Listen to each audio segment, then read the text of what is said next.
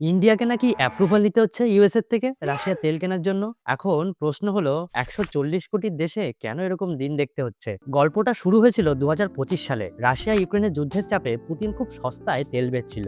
India এর সুযোগটা নেয়। ২০২৫-এ ভারতের তেলের আমদানি প্রায় 40% আসতো রাশিয়ার থেকে। এরপরে ক্ষমতায় আসলেন ডোনাল্ড ট্রাম্প। এসে শুরু করলেন দাদাগিরি। ট্রাম্প সরাসরি ইন্ডিয়াকে হুমকি দিল, হয় তেলের আমদানি কম করো, নালে কিন্তু স্যাংশন আর ট্যারিফ লাগিয়ে তোমার অবস্থা খারাপ করে দেবো। ইন্ডিয়া ভয় সঙ্গে সঙ্গে তেলের আমদানি কমিয়ে দিল। ২০২৫ থেকে ২৬-এ তেলের আমদানি 40% থেকে কমিয়ে 20% করে দেওয়া হলো। Fast forward 2026 March, USA Iran আক্রমণ করলো। এখন ইরান এবং আরব দেশের তেল স্ট্রেইট অফ হরমুজ নামে একটা সরু চ্যানেলের মধ্যে দিয়ে পাস হয়ে আসে। ইরান বলল, যদি কোনো জাহাজের মধ্যে দিয়ে যায়, আমি সোজা মিসাইল দিয়ে সেটাকে উড়িয়ে দেবো। তাই কোনো কোম্পানি চাইছে না সেখান দিয়ে তেল নিয়ে আসতে। আরব দেশের তেল আসা বন্ধ হলে ইন্ডিয়ার অবস্থা কিন্তু খুব খারাপ হতে চলেছে।